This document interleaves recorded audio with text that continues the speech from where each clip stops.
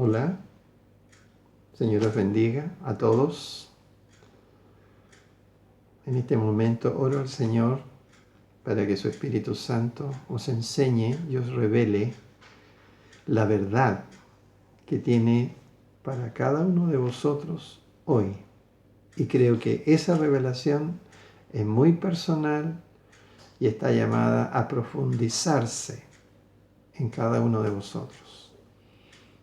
Es el anhelo de mi corazón. Dios os bendiga.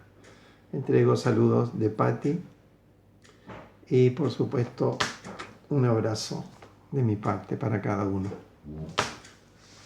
Desde ya nuestro propósito a través de esta lección, de esta enseñanza, es poder compartir un aspecto más profundo sobre la predicación del reino de Dios en esta hora. Especialmente cuando vemos que el reino de los cielos es una encomienda que Jesucristo nos hace a nosotros.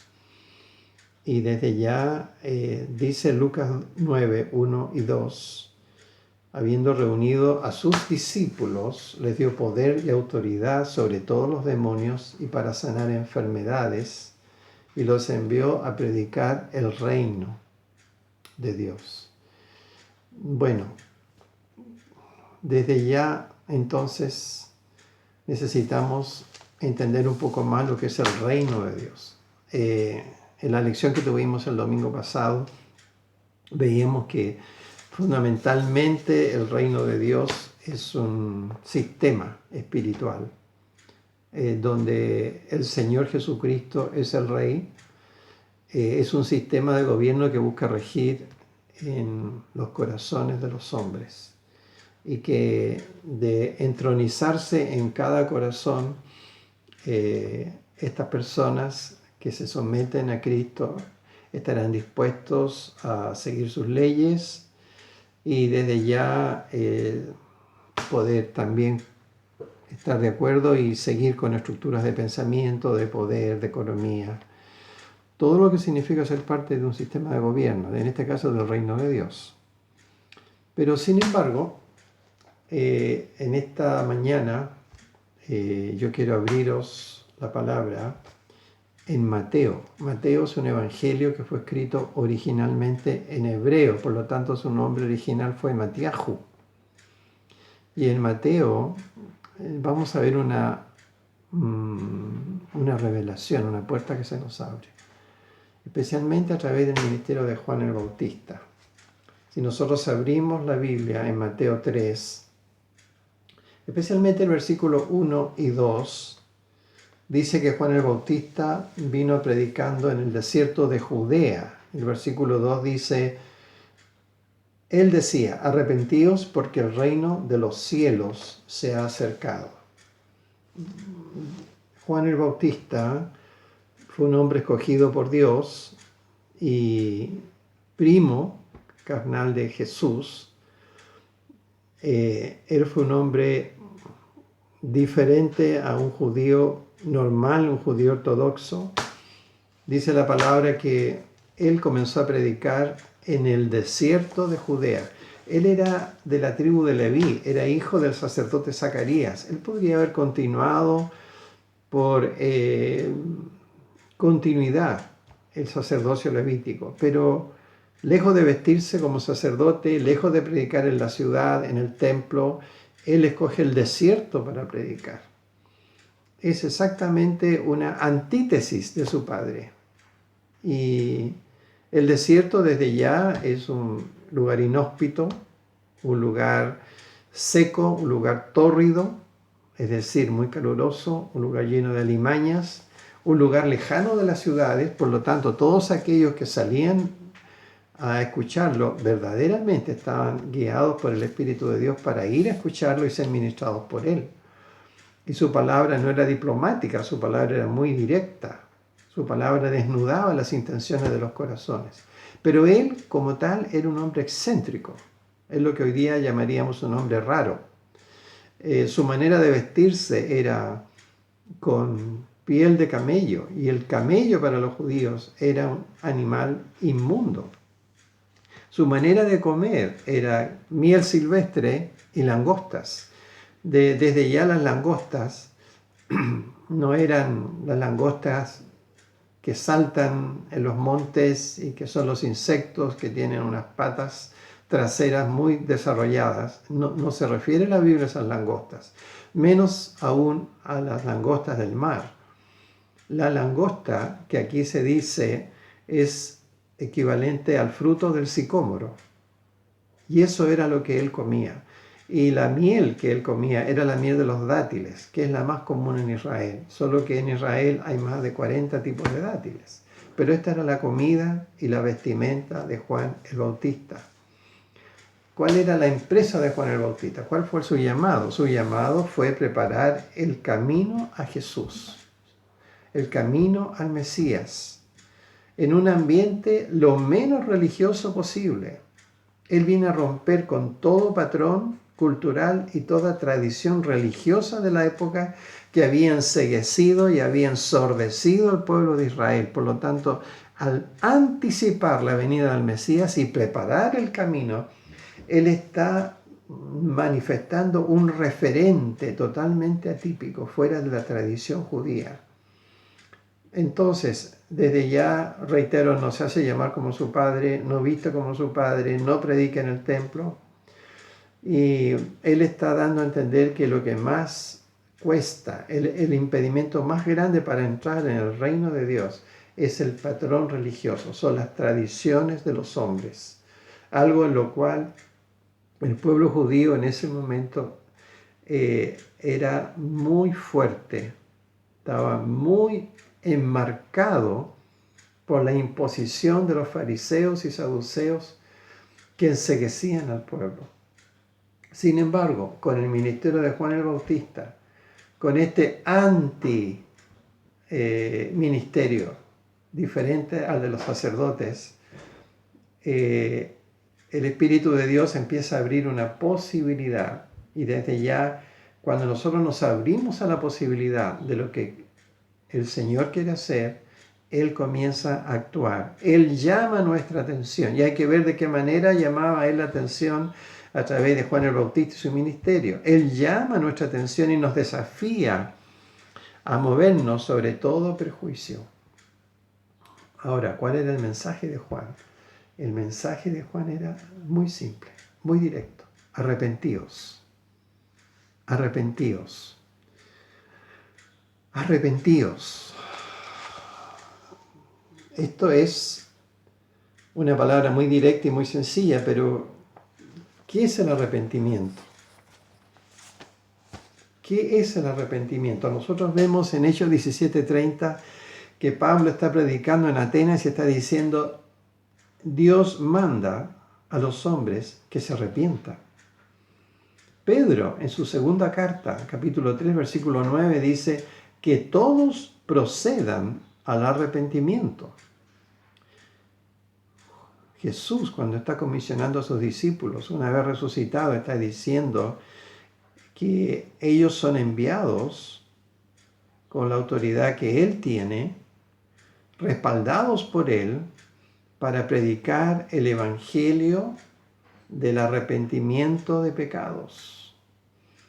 Por lo tanto, no cabe la menor duda que el evangelio de Jesucristo es el evangelio del arrepentimiento de pecados.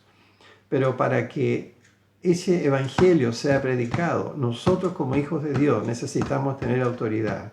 ¿Y cómo poder recuperar esa autoridad que perdimos en el jardín del Edén con el pecado?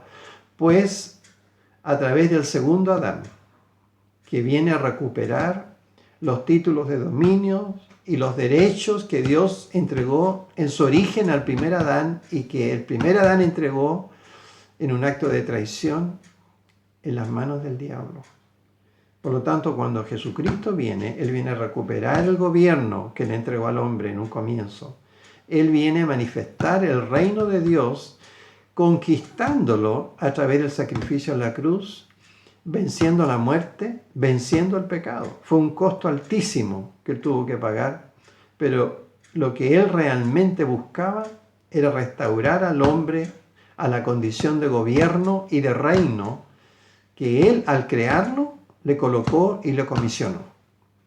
Entonces, cuando Juan el Bautista viene y está diciendo, el reino de los cielos se ha acercado, en Mateo 3:2, está dando a entender claramente este propósito.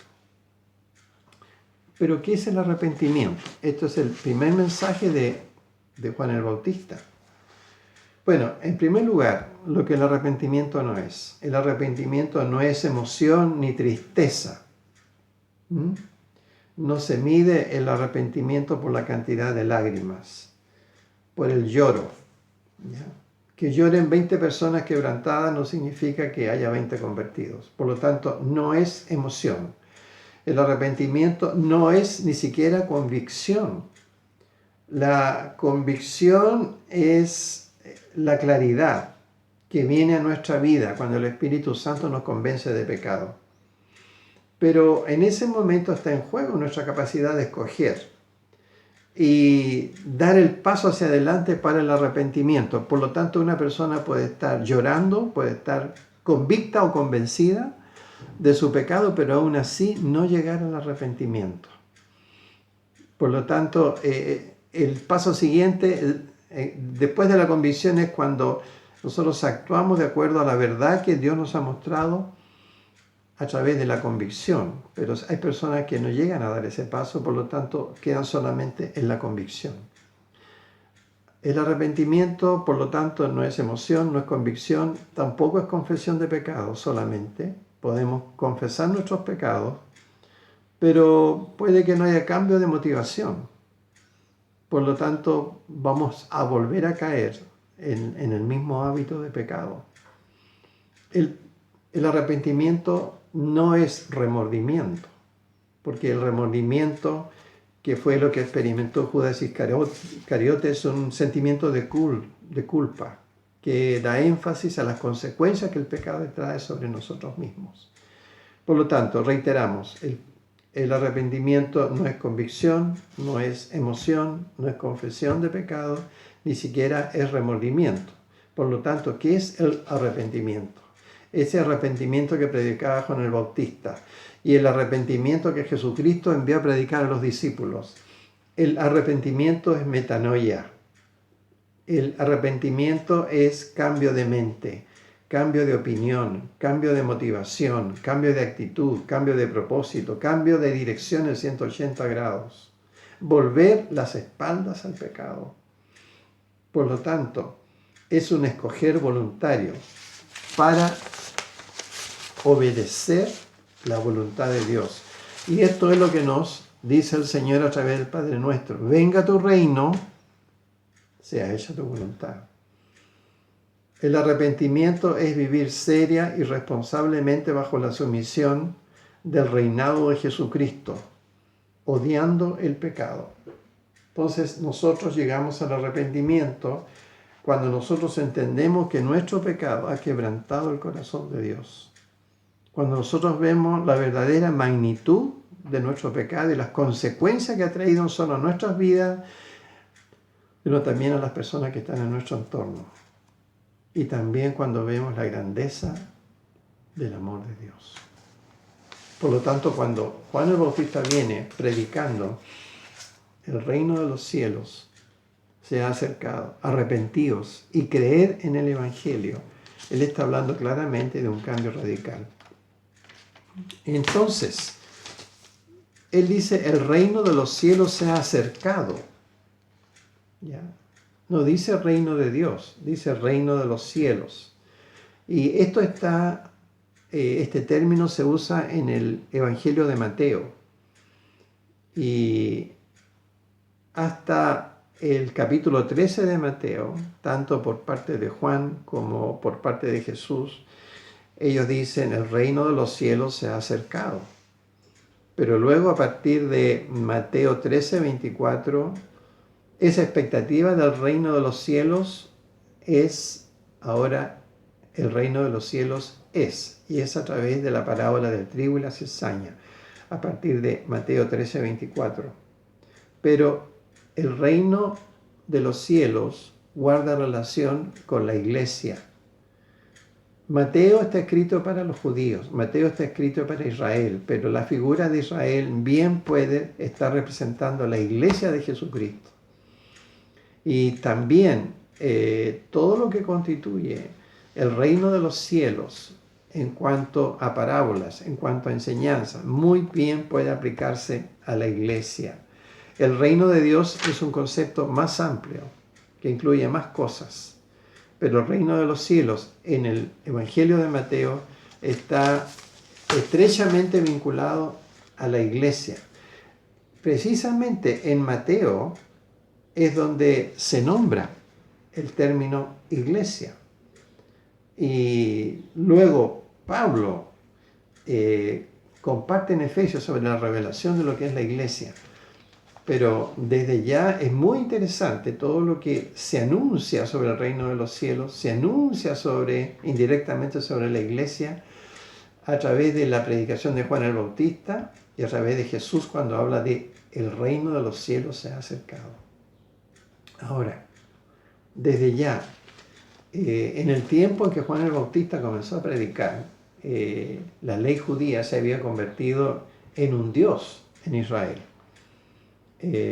Había enceguecido y había ensordecido las conciencias del pueblo de Israel y se había convertido en un ídolo. Y desde ya 200 años antes de Cristo, cuando surgen los fariseos, ellos en su arrogancia, por su devoción a Dios, ellos consideran que todos los demás eran inferiores a ellos.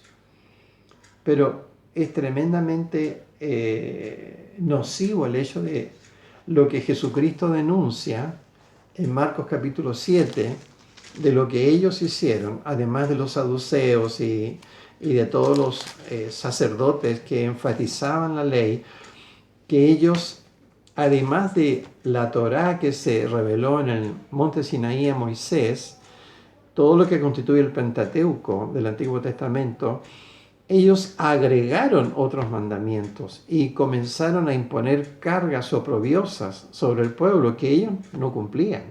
Por eso, en Marcos capítulo 7, versículos 6 al 8, Jesucristo los denuncia y dice: este pueblo de labios me honra, pero su corazón está lejos de mí. Pues en vano me honran, enseñando como doctrinas mandamientos de hombre, pues dejan el mandamiento de Dios y se aferran a la tradición de los hombres, invalidando el mandamiento de Dios para guardar vuestra tradición. Esto es una denuncia de Jesucristo. Y él, como buen judío, él cumplió la Torá. Él celebró las fiestas judías, pero lo que él no aceptó fue estos mandamientos anexos que los sacerdotes de su tiempo, contemporáneos a Jesús, imponían sobre el pueblo.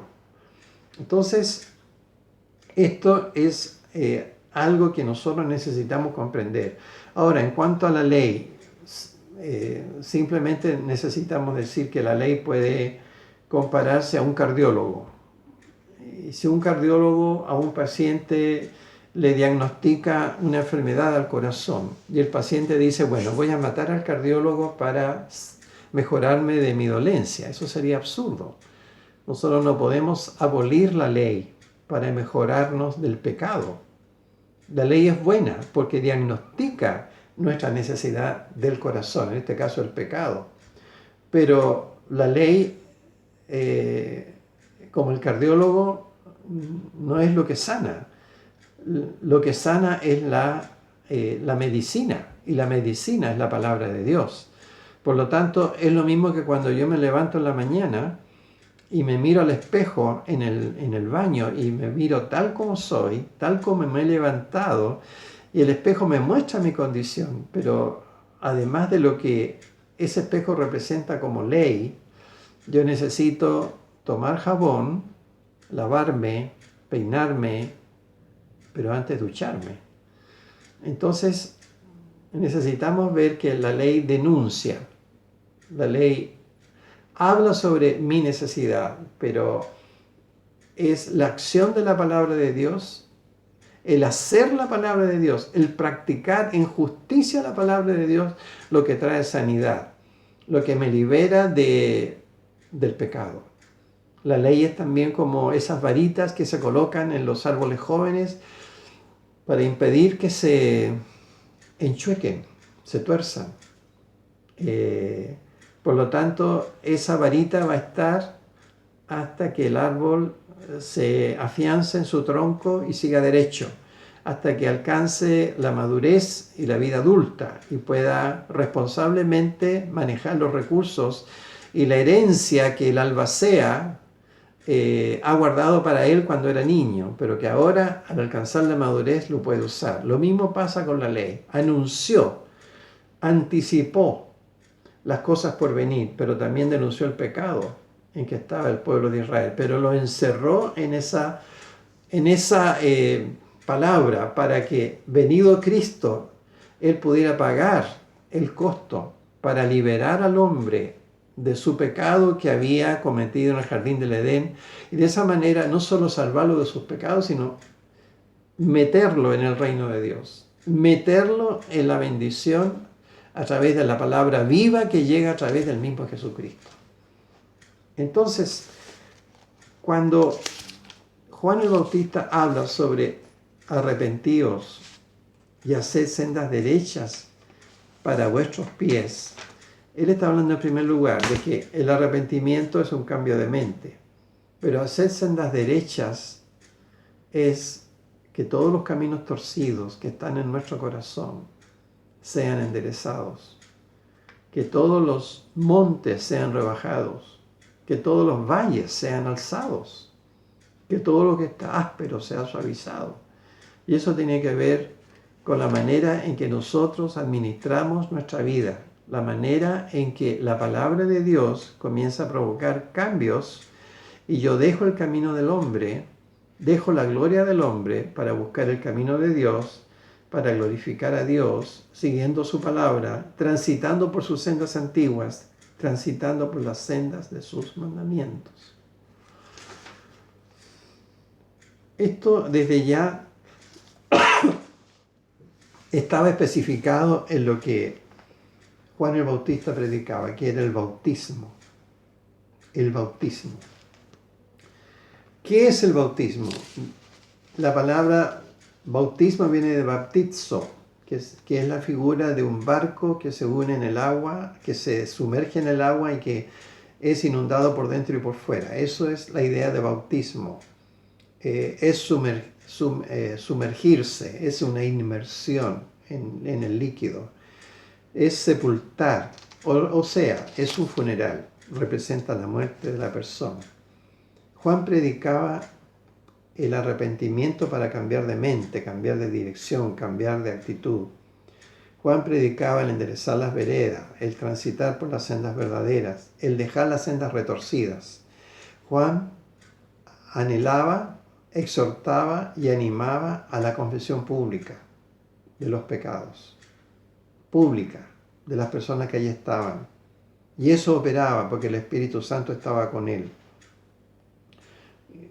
Juan les decía, lo único que tú sirves es para morir, para bautizarte.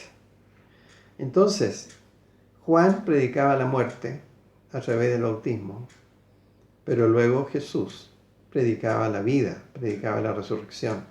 Entonces, es muy importante entender la relación que hay entre los dos bautismos.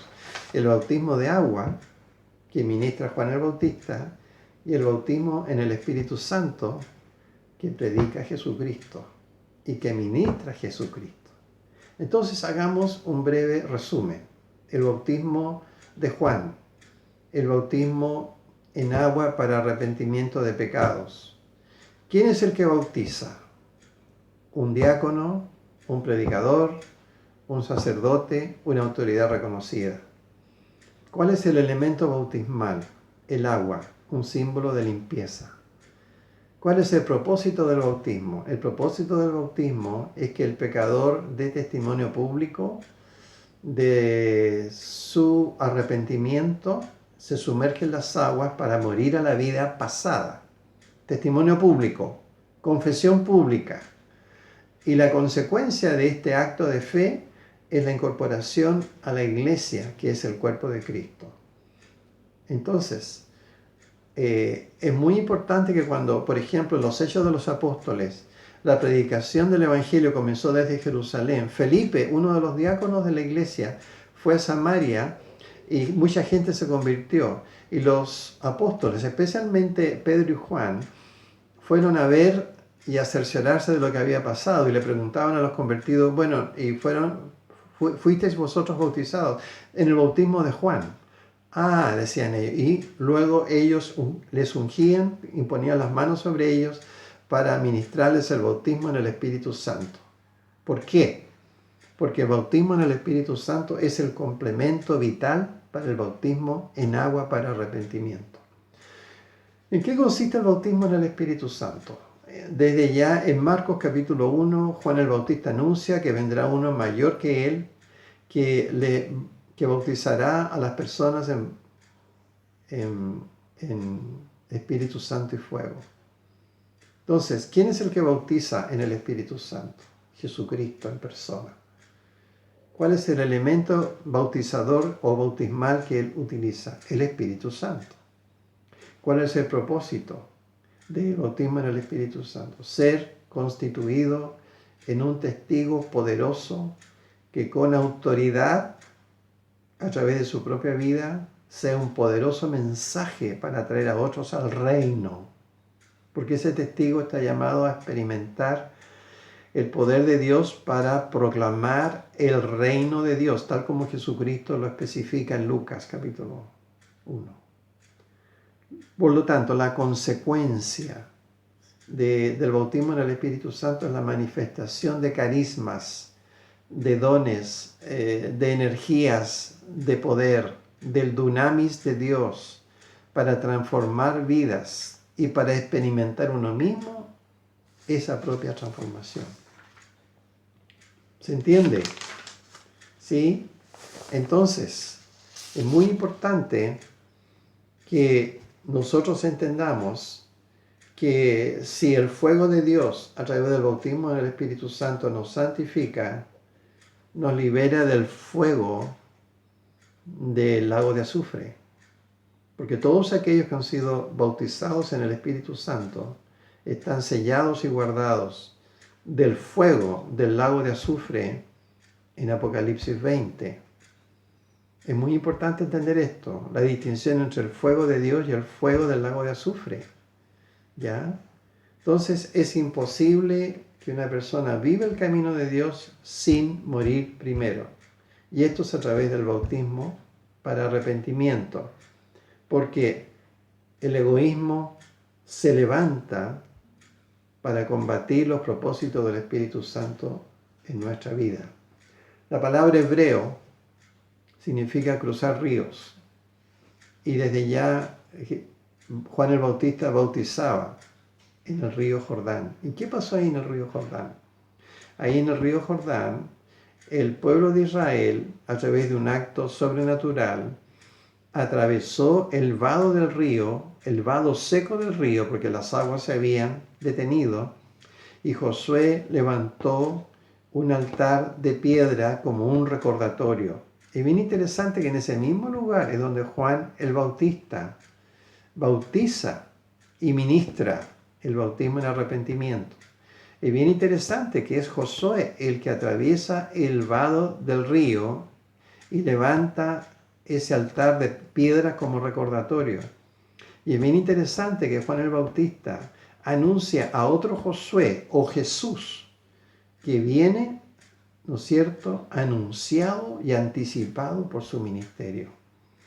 Entonces, las piedras son muy importantes. El mismo Juan el Bautista decía que Dios tenía el poder para levantar a los hijos de Abraham de las mismas piedras. Las piedras son los elementos que Dios usa para construir sus edificaciones. Desde ya nosotros somos piedras vivas, somos sacerdocios santos, somos llamados a ser parte de un edificio espiritual.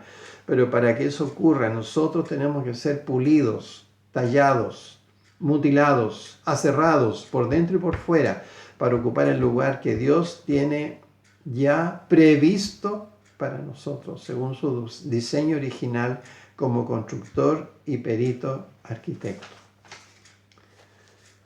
Desde ya, esta palabra que he compartido guarda relación con la responsabilidad de ser enviados por Jesucristo en persona a predicar el reino de Dios. Y si yo les he pedido, amados, que podáis escribir vuestro testimonio, ese testimonio tendrá que ser usado. Yo os pido ahora que podáis compartir este testimonio con los miembros del consejo que os van a guiar en esta sesión y que desde ya podamos pulirlo y podamos utilizarlo. Un testimonio de 3 a 5 minutos, no más. Y ese testimonio tú lo puedas usar. ¿Por qué? Porque el verdadero mensaje que Dios te llama a predicar es tu vida. Tú eres el medio, tú eres el mensaje para constituirte en testigo. El testigo no hace testimonio, el testigo cuenta su vida, cuenta su experiencia personal de lo que Dios ha hecho en su propia vida. El testigo se abre, el testigo camina en luz, el testigo es humilde y en esa humildad permite ser un canal a través del cual el poder de Dios fluye para que la gente oiga y vea la obra de Dios a través de tu propia vida. De ahí la importancia de ese testimonio. Y como Iglesia de Jesucristo, nosotros, lejos de ser un club social, un club encerrado en sí mismo, tenemos que comenzar a compartir este testimonio. Por lo tanto, yo os quiero pedir que este testimonio comencéis a compartirlo con personas que Dios coloque delante de ti. Desde ya, entonces, no llegues a la sesión solamente con una labor intelectual de haber redactado un testimonio que luego va a quedar allí encerradito en tu cuaderno de apuntes. No, tienes que constituirlo como una página abierta de tu corazón para compartirlo con otras personas. Desde ya entonces el deber no es solamente ahora el testimonio para escribirlo o que sea revisado, sino también para compartirlo con otras personas. Muy bien, el Señor os bendiga, el Señor os guarde y yo quiero orar para terminar. Padre amado, bendito sea tu nombre por cada vida que asiste a esta escuela del alfarero. Te pido que tú seas un alfarero soberano en nuestras vidas, que utilices ahora también el ayuno que mis amados hermanos han levantado delante de ti y que tú, Padre, puedas generar transformaciones profundas y la manifestación y revelación del reino de los cielos en medio de ellos, en medio de la iglesia Torrefuerte. Señor, bendigo sus vidas, bendigo las familias que ellos representan.